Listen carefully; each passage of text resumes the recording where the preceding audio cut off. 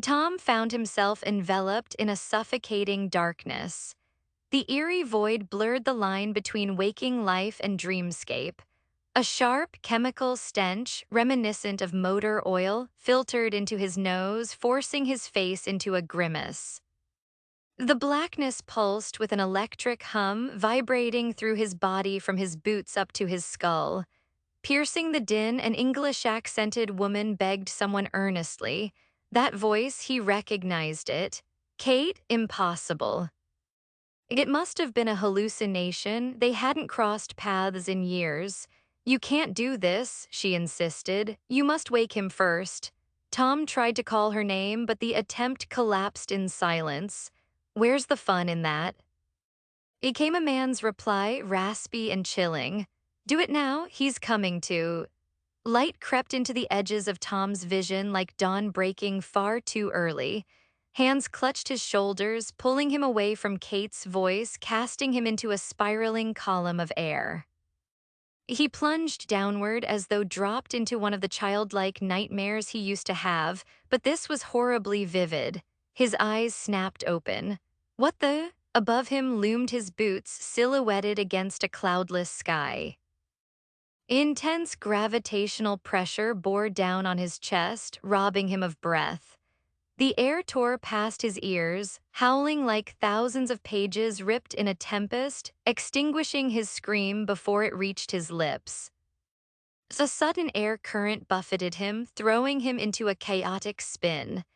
He glimpsed a yellow aircraft overhead, forests coating the mountains below, then the plain again, the green terrain, and finally, a woman tumbling through the sky. The momentary view of chestnut hair and a recognizable silhouette confirmed it.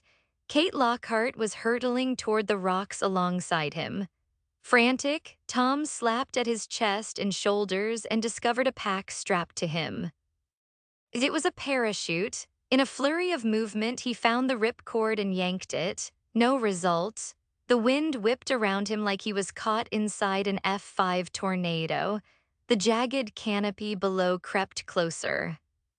Unfortunately, there was a secondary chute. He yanked the alternate lever, and the backup opened with a blast of air, but not soon enough. He was descending too rapidly to avoid a violent crash. Tom crashed into an overwhelming wall of green. Branches and leaves clawed at him as he descended, his body heavy like weighted boots anchoring him. It was as if he'd been tossed into a giant salad spinner.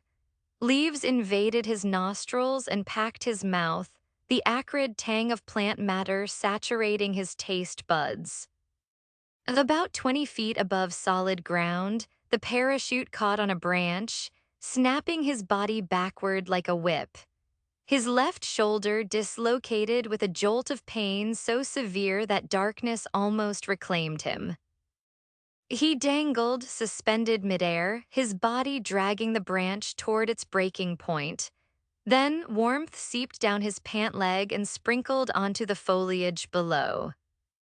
Tom groaned as the sound of his urine hitting the leaves announced his location. Worse yet, it caught the attention of a nearby jaguar. Its inky coat rippled as it fixated on him with glowing yellow eyes. "Nice kitty," he muttered, grimacing through the agony. Relief flickered in his expression as he noticed the high perch likely kept him beyond the predator's reach. His face slowly lit up with a grin. But just then the branch snapped, and down he went. The branch slammed down onto Tom, knocking the air out of his lungs and striking the jaguar's hindquarters as it attempted to jump aside. Gasping, he shoved the broken limb away and rose as straight as his body allowed. Every ligament and muscle fiber was taut with adrenaline, his parachute straps still clipped to the harness pack on his back. The big cat spun around to face him, letting out a furious hiss. With fingers that twitched from nerves and haste, Tom unbuckled the parachute harness, grabbed a heavy, dead branch and raised it overhead, challenging the predator silently while inwardly praying it wouldn't test him. The jaguar hissed again, this time with less force, taking a step forward. Tom jerked the branch back, bracing to strike. The animal halted in place, staring at him with its mouth slightly agape, gauging what kind of danger he posed. After a tense pause, it surprisingly turned and bolted into the dense undergrowth, vanishing from sight. Tom exhaled deeply, overwhelmed with relief. There are four instincts that govern wild animals: hunger, defending territory, curiosity, and reproduction. The last didn't apply this time, and given how quickly the creature had retreated, it clearly wasn't defending territory or hunting. Its behavior suggested it had only been curious, annoyed perhaps by the smack to its backside, but not threatened enough to pursue the matter. Looking around, Tom was stunned to find himself buried in thick vegetation. Just days earlier, he'd been at his Texas ranch. Then came the trip to Ecuador and the planned rendezvous with Eddie, and somehow he'd ended up stranded in this godforsaken wilderness, isolated from humanity. He and Eddie had a long-standing partnership based on what Tom called treasure hunts. They'd been through a lot together, but something about that meeting at the cafe had rubbed Tom the wrong way. It stuck with him like a burr in his brain. Did Eddie betray him, or had something gone terribly wrong, possibly murder? And then there was the unexplained role of Kate Lockhart in this whole disaster. No matter what, he needed to get his bearings fast. The cafe they met at and the city of Bonos lay southwest of Langanites National Park. The last thing he could recall was scanning the menu. Everything after that was a blur.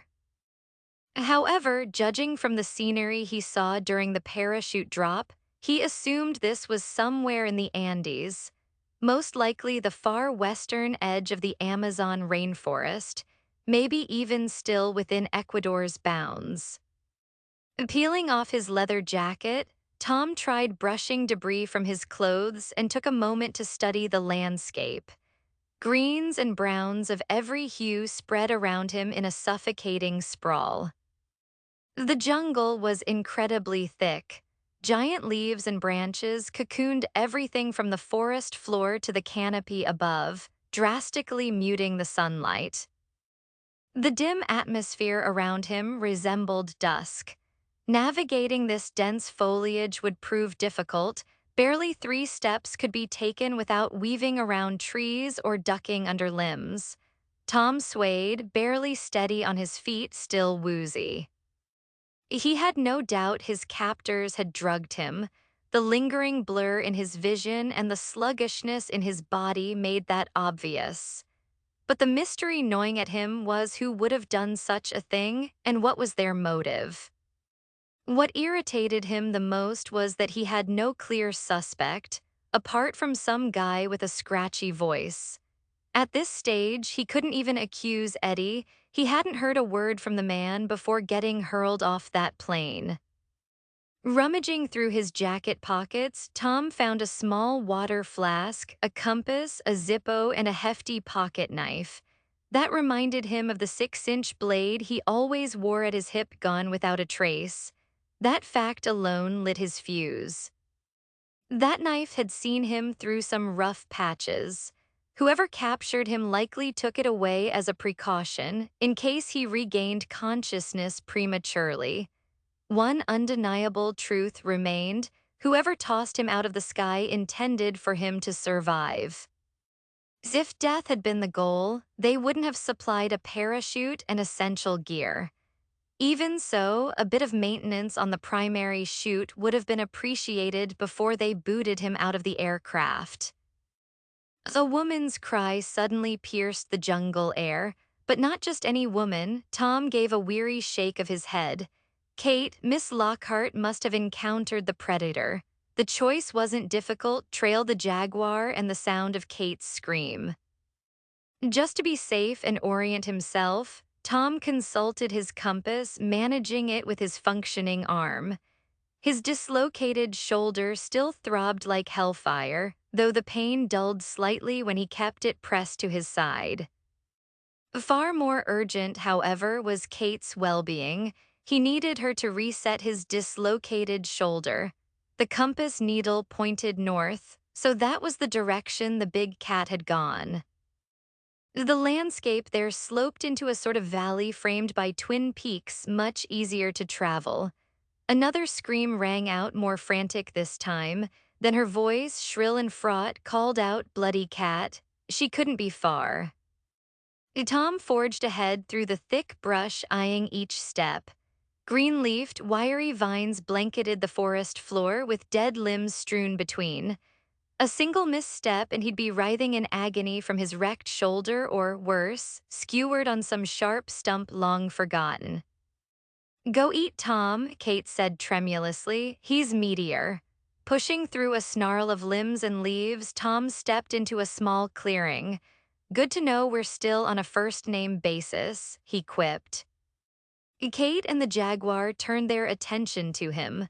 The cat growled, teeth bared in warning, cornering her against the trunk of a tree. Kate shot Tom a venomous look and snapped, practically hissing herself, "Are you just going to stand there or what?" "I'm thinking it over, darling. You were doing a fine job fencing it off with that twig." The big cat crept closer to her. Acting on instinct, Tom lunged, flinging his uninjured arm upward in a dramatic show of aggression. He'd momentarily forgotten his disabled shoulder. When he attempted to move it, sharp pain pierced down his arm like a hot poker. A groan escaped him, yet he pressed forward, grimacing, his stance wild-eyed and intense. Luckily, the jaguar misinterpreted his display as a genuine threat. Recognizing Tom from their earlier run-in, it fled again, abandoning Kate, hopefully this time for good. She dropped the stick and adjusted her white blouse, straightening the turquoise tank top underneath. "About time, it nearly made a meal out of me. Judging by that blazing sun, we're probably near lunchtime." Which I happen to notice on the tumble down, by the way. At least we haven't missed tea in Merry England. His Texas drawl turned the statement into a jest. Kate narrowed her eyes. Tom stood bent slightly, cradling his elbow, sucking sharp breaths between pulses of pain. "Maybe stop lollygagging and help me pop this shoulder back in?" Her grin spread with a bit too much glee for his taste. "Gladly, anything to help." Approaching him, she placed one hand firmly on his shoulder while her other grabbed his forearm, fingernails digging deep. Without hesitation, she lifted and snapped the joint into place. Tom howled, his cry echoing across the jungle canopy, certain he caught a glimpse of satisfaction dancing in her eyes.